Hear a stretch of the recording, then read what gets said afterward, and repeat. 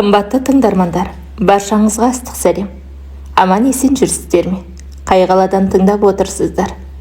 Әңгімелеріміздің көбіне қай уақытта тыңдайсыздар? Комментарийге қалаңызды және тыңдайтын уақытыңызды жазып кетіңіздер. Әр шаңыраққа амандық, береке, жүректеріңізге тыныштық тілеймін. Әңгімелерімізбен бірге болыңыздар деймін. 10 шақырым жердегі Белтоғанның шағын бөлімшесі. Небір адам қызығатындай керемет табиғаты жоқ. Сортаң далаға орын тепкен 120-дай түтіні бар ауыл мұндағылардың ата мекені, туған жері. Сондықтан да қандай да бір жер жаннатына айыр бастамас.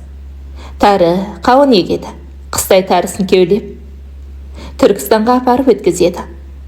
Қызылорда жақтан өздері әкетеді, былқып тұрмаса да күн тіршілігіне жетеді. Жастары кеңестің уақытында ауылда жұмыс жететіндіктен ешқайда бармайтын. Қазір жан-жаққа тіпті Ресей асып нәпақа тауып келеді. Ауылдың шығыс жағындағы ең шеткі үйде артық қырымы еті жоқ, ералы қария тұрады. Еңселі, биік үй маңы қалың ағаш, қара жашылықты ағаш егіп, күтіп, баптағанды ұнататын. Аузына көпшілікті қаратқан, тура сөйлеп тіке айтатын, туралық десе жанып түсетін қария баласына айтқаны істете алмай пұшайман. Далада тапшан үстінде жаңа ғана келіні салып берген көрпешеде отыр. Жанында 6 айдан бері оң аяғымен оң қолы жансызданған кемпір отыр.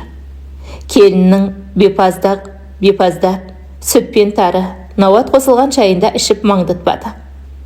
Күрсінгенде аузынан жалын атты. Қай жерден қателесті. 3 ұл, 2 қыз тәрбиеледі. 2 ұл қалада бизнесмен, бақуатты тұрады. Қыздарда барған жерлерінде жаман емес. Былтыр ұлдары мен келіндері келген. Әуелі үлкен ұл бастады. Көке, Нұрбол арағын қоймайды. Апармаған жеріміз жоқ, деді. 2-ші ұл қоштады. Не бар қартайғанда соның күйігін көріп, анам екеуіңізді алып кетеміз. Сонда қария, қу дүние-ай. Баяғыда біреу 90 көрейін деген жасым беді, бұламық ішейін деген асым беді деген екен. Жасым 80-нен асқанда ауа көшер жайым жоқ. Өлсем, қара шаңырақта өлермін. Одан бұрын біз кетсек, келіннің күні не болады? Анау 3-ше құтырып кететінін білесіңдер, бір күні қояр. Салып берген үйленің бар ғой, осында отырам. Босқа өрелемеңдер деп қайырған. Әкелерінің бір сөзді екенін білетін ұлдары қайтып бұл әңгімеге оралмаған. Нұрбол оқыды, ауылға оралып мектепке жұмысқа тұрған. Келіншегі де оқытушы. 6 ай бұрын енесі құлаған соң 1 жылға ақысыз демалысқа шыққан. Артық сөзі жоқ, ата енесінің асты үстіне түсіп бәйек. Нұрбол 4 жылдан бері араққа салынды. Жұмыстан да шығарылды. Момын жігіт осылай абыройсыздыққа тап болды. Арасында 3-4 күн ішпейді. Ол кезде одан жақсы жан жоқ. Үйдің тірлігінде әке шешенің де жағдайын жасайды. Бұлар дәметіп, үміттеніп қалғанмен, бір күні аңдып отырғанның өзінде жоқ болады да өлесі мас оралады. Кейде балалар мен келіншегі көшеде домалап жатқан жерінен сүйрелеп алып келеді. Әшейінде үндемес ол, ішсе тілі ащы, сөздері еттен өтіп, сүйекке жетеді. Мына үлкен ұлы әке мас, өскеннің есігінің алдында сонымен ішіп отыр, деп келген. Міне, аяғын әр жерден басып өзі де аулаға кірді. Мадина, мен сені өмір бойы сүйетем, Мадина. Тапшанның қасына таяп, көке, сіз мені осы күйге жеткізген. Мадинамнан айырдыңыз деп, нықтап, көз аларып, біраз тұрды. Ішіп алса айтатыны осы, бұл сөзден үй ішіндегілердің құлағы жауыр болған. Енесінің жастығын тіктеп, аузына қасықпен тамақ салып отырған келіншегі де былқ етпеді. Күйіп піспеді. Күйеуінің өзге әйелді сүйеме, күйеме бәрібір. 5 жылдан бері естіп келе жатқан сөздері. Бұл жолы Нұрбол көп тұрақтамады. Мадиналап, өгіздей өкіре жылаған қалпы үйге кірді. Ералының келініне ашан ашиды. Ақылы келте төмен етіктінің сортынан емес. Көң терлі, көнбігістігі өз алдына. Өзін қызындай жақсы көреді. Сиырды да сауады. 4 баласының сабағы, үй тірлігі, ата енесіне қарау, бәріне де үлгереді. Қария бүгінде қатты жүдеген келініне аяушылықпен қарады. Не істейді? Іштен шыққан шұбар жыланға дүйім жұртқа сөзін өткізетін еді. Бұған дым да істей алмай амал құрыйды. Ұлына ақылынды айтты, таяқпен де сартылдатып, сабады келіп. Бірақ ұлы тыңдамады. Ералы түгілі үй іші тегіс іштей қуанды Нұрболдың миды ашытпай тез үйге кіргеніне. Дастархан жиналған соң кемпір ымдады. Енесінің ойын ымынан ақ түсінетін келіні енесін 2 аяқтап арбасына салып, көршінің үйіне жөнелді. Сенеп деген құрбысы бар. Соған барса бұл сөйлей алмаса да көңілі көтеріліп қалады. Сенеп сөйлеп қалған кемпір соның балпылдаған әңгімесіне жүзінде шырай ойнап, мәз болады. Соны білетін шүйкедей қара кемпір ұршығын соза түсіп, «Қыза, есіңде ме? Баяғыда үйтетін бүйтетін едік» деп әңгімесін бастайды. Сол әңгімесі ғой жанына майдай шағатыны. Кейде Зейнеп оның үйіне барады. Ералыны немересі сүйеп, тұрғызбақ болғанда аулаға домаланған семіз шал кірді. Осы ауылдағы көзі тірі жалғыз құрдасы есіркеп. Беті жылтыраған, сақал түгілі мұртта жоқ. Бетіне шыбын тайып жығылардай көсекісі.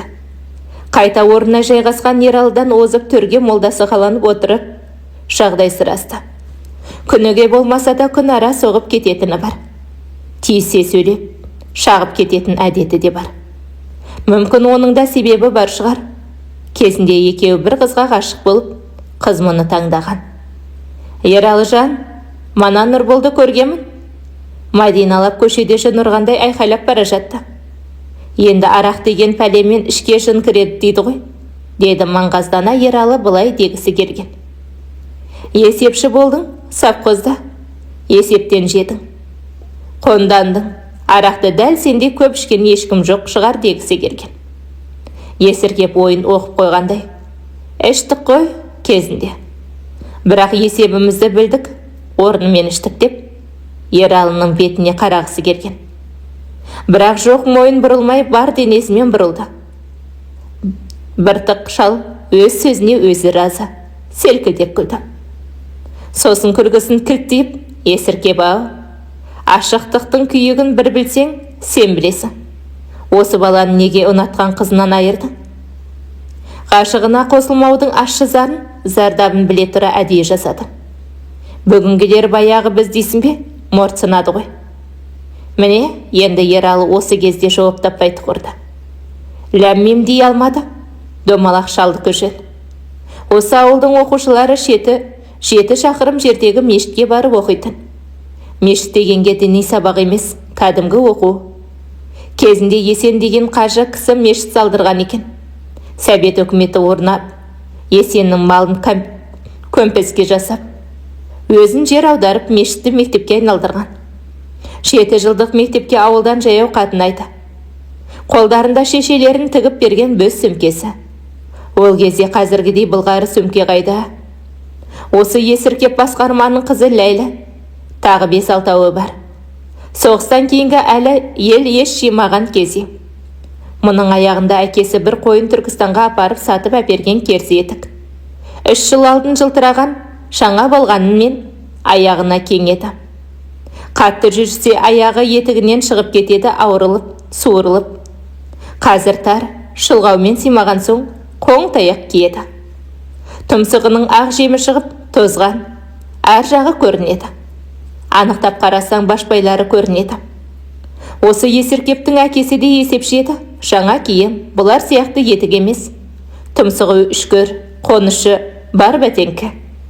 Екеуі де сұлу Ләлеге өлерде ғашық еді.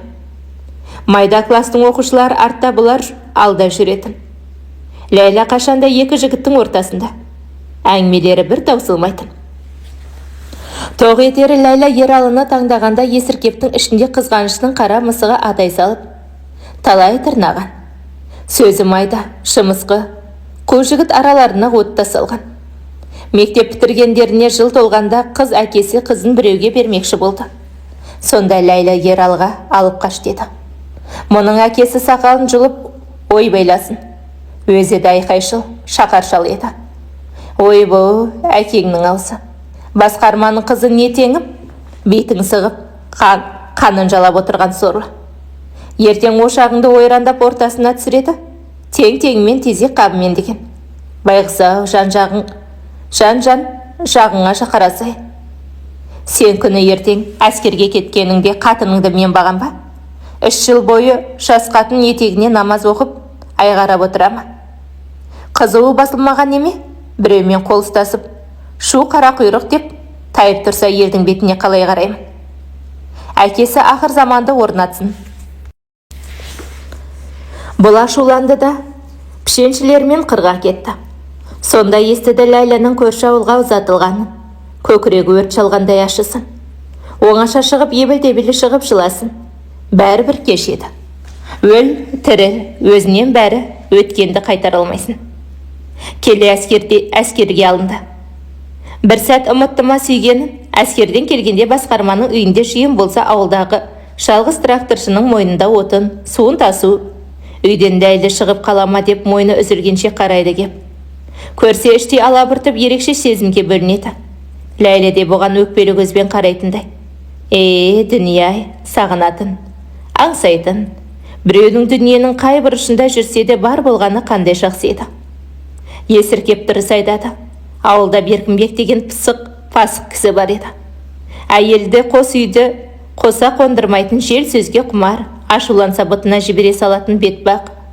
Соның Мадина деген көк көзді қызын Нұрбол ұнатадымыз. Аламын дегенде шешесі екеу өре түргелді. Алдымен шешесі балам, шешеге тартпай қыз тумас, шешесін көріп қызын ал деген. Ертең әкеңмен бірге 2 аяғымды бір етікке тығып жүрер деген. Бұл да қосылды. Қыз кереге ауылында бір жігітке қашып кетті. Нұрбол жұмысын жасап, әкесінің айтуымен үлкен бұлақтағы ізбасарының қызымен бас қосып, үлгілі әке, бәрі жақсытын. 5 жыл алдын Мадина барған жеріне сыйыспай 3 баламен қайтып келді де, Нұрболмен сыбысы шықты. Ағайын болып зорға қойғызған Мадина басқа біреуге тұрмысқа шықты. Содан бала нілдей бұзылып, ащы суға үйірсіктеді. Ақыры міне алқашқа айналды. Есіркептің бұған жаны ашып бара жатқан түгі жоқ, әйтеуір тұқырту, ескі жараға түс сеуіп кету еді. Ашту еді. 2 күннен соң кешқұрым тапшан үстінде шай ішіп отырған шарбақтың сыртына бір жеңіл көлік келіп тоқтап, ішінен бір жігіт ағасы мен бәйбіше түсті. Нұрбол үйге арқасын сүйеп қалғып, мүлгіп отырған. Толық сары әйел, бұл Ералының үйіме деп дауыстады. Келін алдынан шығып шарбақ қоршаудың тақта есігін ашты. Бала шаға сырылып, тапшаннан түсіп, екеуіне орын берді. Келін үйден жаңа сусылдақ атлас көрпеше әкеліп салды. Бәйбішенің түрі шаршаңқы. Бұлар кімдер? Деп отырған шығарсыз Ереке. Сары бәйбіше наннан бір үзіп аузына салды. Шегірт басын төмен тұқыртып үнсіз бәйбіше. Ереке, атыңызды ит өлген жерден естіп, ат басын бұрып отырмын. Неден бастарымды тіпті білмей отырмын. Мынау 6 қыздың ортасындағы ат байларым. Қарғайын десем, жалғызым. Қарғамайын десем, жалмаузым деген екен. Мен секілді күйіп кеткен біреу деп кемсеңдеп. Камзолындағы ақ орамалмен көзін сүрді. Әңгіме ауанын түсінген Ералы іштей пішаймен жеп отыр. Сары бәйбіше әңгімесін әрі сабақтады. Қайтейін, былтырдан бері итке қойсаң ішпейтін сары суға үйірсек деді. Келінде қашанғы шыдасын, 2 баласын жетектеп кетудің азақ алдындау. Жасын келгенде баланың күйігі жаман екен. Сөз бас жарады, бас жармаса тас жарады деген. Айтыңыз бұған. Сізді келелі жерде топ бастап, даулы жерде сөз шешкен деседі. Шетесіне жеткізсеңіз қояр пәлесін. Әкесі болса жоқ. Сонау кетпен қалдыдан осыған бола атар арыттым. Деп жанарынан жас парлап қоя берді. Ералы терең күрсінді. Тіпті жерге кірердей алды. Бірақ шындықты айтпасқа шара жоқ. Қарағым, келгенің жөн-ақ. Талайлар араша сұраған қазақта бір сөз бар. Жер қолаған қанбақсың, кімге пана болмақсың деген. Қазір сенің кейпін киіп отырған жайым бар. Өз балама тоқтау сала алмай салым суға кетіп, тығырықтан шыға алмай отырғанда біреудің баласына ақыл айта алам ба? Арақ деген әзәзіл небір жақсы мен жайсаңның түбіне жеткен. Біле тұра жұртқа жексірін болатынын сезе тұра, ішсе басында тауықтың миындай миының жоқтығы да. Бәйбіше сөге көрме, даусы ірімтіктеліп бұзылды. Сәрі бәйбіше аңтарылды. Бізде де бір арақтың құлына айналған біреу отыр әні. Бәйбіше жалт қарап, басы төмен салбырап, ұйқылы ояу Нұрболды көрді. Көрді де терең демалды. Қария, білмедім ғой. Аты дүйім жұртқа мәлім екенін, мұндай перзентіңнің жерге қаратқанын дұрыс болмапты. Ералы енді жігітке қатқыл сөйледі. Неге шешеңді? Ақ сүт беріп мәпелеген, 9 ай 10 күн құрсағында көтеріп, жыласаң мұздай бесік таянған жанды жылатасын. Жалпы сендердің солай етулерің дұрыс па? Үміт күттік қой, балам өссе, қызығын көрсек деп. Тағы да даусы қалтырады. Жігіт, қойдым, бұдан кейін ішсем, адам емеспін. Даусы мұрнының астынан міңгірлеп шықты. Бәйбіше келіннің телефон нөмірін алып кеткен еді. Кейін хабарласыпты, ұлы сол бойы татып алмапты. Ертеңіне үлкен ұлы мен келіні жетті артынып-тартынып. Мәшинен тола көр жерлері бар.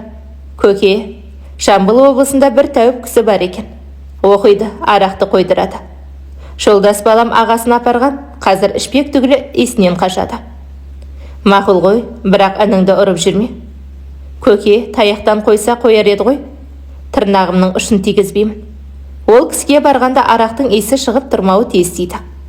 10 шақты күн үйде ұстап барып апарамын, мұнда ішіп қояды. Нұрбол бұл кезде ұйықтап жатқан, оятты да машинасына салып әкетті. Ағасының мас болсын, сау болсын, қарсы келмейтін әдеті. Қария балам жөнделетін болды десе, балалар әкем арақ ішпейтін деген оймен мәз. Бұл үйде көптен бергі уайымның қара бұлты сейіліп, көңілді кейіпте. Қазір Нұрбол ішіп келіп, қырғын шығарар ма деген, әлде тез ұйықтап қалар ма екен деген ойдан үркектеп өмір сүргендері өтірік емес. Қария ұзынақ, ақ шулан, сақалын салалап, келген жандармен емен жарқын әңгімелеседі. Іштей уайымсыз, қайғысыз қарасу ішсеңде сол бақыт екен ғой дейді. Байлауға келмесе де күрмеуге келетін қысқа, өмірде тынышта бейбіт. Бала шағаң аман болса одан артық бақыт не керек? Тура 17 күн дегенде үлкен ұл Нұрболды алып келген. Қарауытқан өңі түзеліп, үйпа-түйпа шашы қырқылып, адам кейпіне еніпті. Үстінде ағасы әперген су жаңа киімі бар. Айуан болыппын дейді, ақымақпын дейді. Бәріне нүкте қоям, директормен сөйлесем дейді. Бір ай бойы татып алмады, үй ішінің де өңдеріне қан жүгіріп, иықтарын басқан зіл батпан ауырлықтан құтылғандай. Шүкір дейді, Ералының кәрі жанарында оты қайта жанғандай. Қуаныштары ұзаққа бармады, күнде ішіп топалаң дегендей қырғынды бастайды. Жазықсыз келіншегіне жыны түсіп, өзі әрең жүрген қария араға түседі. 2 ай өтті. Сол кеште барлығы тапшан үстінде кешкі астарын алдарына алып отырған. Бәрі де қақпа жаққа жалтақтайды. Тым болмаса тамақтарын ішіп алса екен. Нұрбол келіп қалмай тұрып. Қақпа сықырлап ашылғанда кешкі үйдің мамыражай тыныштығы селк ете қалды. Есіктен теңселіп Нұрбол кіріп келе жатты. Арақтың өткір иісі аулаға жайылды. Бүгін келіні қарияның ең жақсы көретін асы кеспе көже дайындаған еді. Ошақтан жаңа түскен ыстық көженің иісі бүкіл үйге тарап, бір сәтке болса да шаңыраққа жылылық сыйлағандай болатын. Ералы қария ұлының түрін көргенде кеудесін әлде бір суық үрейтіліп өтті. Аузындағы асын зорға жұтты. Нұрболдың көзі қанталап, жүзі бөтен адамдай сұстанып кетіпті. Ол үндеместен келіп дастархан үстіндегі табақ толы көжені бір-ақ аударып жіберді. Ыстық көже келіннің аяғына шашырап, келіншек шошына, баж етіп, кейін серпілдеді. Әй оңбаған, не істедің деп Ералының даусы дірілдеп шықты. Бірақ Нұрбол әкесіне оқты көзімен қадалып, одан сайын өшіге түсті. Не көке? Осы келініңді қызғыштай қорисың? Екеуіңнің бірдеңелерің бар-ау? Деп қарқылдап күлді. Бұл күлкіде адамдықтың табы да жоқ еді. Ералының өңі күреңітіп, ашудан түтігіп кетті. Маскүнем, не деп сандырақтап тұрсың? Құдай мұндай перзент бергенше бермегенің дұрыс еді деді де, екі қолын теріс жайып, өз-өзін тоқтата алмай. Лағнет, өл, сендей баланың барынан жоғы жақсы деп айқайлап жіберді. Сол сәтте үй іші тастай қатып қалды. Нұрбол болса әкесінің бұл сөзін толық ұғып та тұрған жоқ. Арақ санасын тұмандандырып, ақылын улап тастаған еді. Ол аң-таң кейіпте біраз тұрды да кейін қабырғаға сүйене отырып, бір жағына қисайды. Көп ұзамай қорылдап ұйықтап кетті. Көз жасын тия алмаған келіні мен үрейлеген балалары оны сүйемелдеп ішкі бөлмеге кіргізді. Таң енді ғана бозарып келе жатқан. Кенет үйден келіннің шыңғырған дауысы естілді. Ата, Нұрболға бірдеңе болды, оянбайды. Ералы асыға басып ішке кірді. Ұлы қимылсыз жатыр екен. Бетінде кешегі ашудың табы да жоқ, тек меңіреу тыныштық.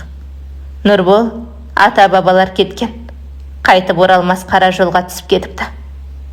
Ералы жан баласына сыр бермеді, шыламады да. Қабір қазылып, жаназа шығарылып, шетісі өтіп кетті. Жұрт оның сабырына таң қалды. Бірақ ешкім қарт жүректің ішінде не болып жатқанын білген жоқ. Жетісінен кейін Ералы немересін ертіп, бейіт басына барды. Қолында ескі таяғы, қадамы ауыр. Иығына бүкіл дүниенің қайғысы артылғандай. Топырағы әлі кетпеген төмпешіктің астында кеше ғана бұл өмірге симай аласырып жүрген ұлы жатыр еді. Өзінің Нұрболы, өз жүрегінің бір бөлшегі. Немересі Құран оқып болған соң қария оны ауылға қайтарып жіберді. Өзі мола қасында жалғыз қалды. Баяу тізерлеп отырды, қалтыраған қолдарын көкке жайды. Алла, қартайғанда көрейін дегенім осы ме еді? Дауысы үзіліп шықты. Менің қарғысымнан кейін ұлымды алып кеттің бе? Өкпеге қисамда өлімге қиған жерім жоқ еді ғой. Иығы селкілдеп кетті. Енді мына ішімдегі дертпен қалай жер басып жүрем? Ұлым-ау, жаным-ау, өліміңе мен себепкер болдым ба? Қандай болсаң да сенің тірі жүргенің мен үшін бақыт еді ғой. Көз жасы сақалын жуып бара жатты. Кешірші балам, кеш әкеңді. Ол еңкілдеп, жылап, жаңа қабірді құшақтай құлап түсті. Балапаным, Нұрболым. Жел ғана күңіреніп өтті, көк аспан үнсіз тұрды. Ал бір әкенің жүрегі сол күні ұлының моласының басында бірге көмілгендей еді. Әңгіменің соңына дейін тыңдағандарыңыз үшін алғысым шексіз. Әңгіме ұнаса лайк басып пікір қалдыра кетіңіздер. Және жақындарыңызбен бөлісе отырыңыздар.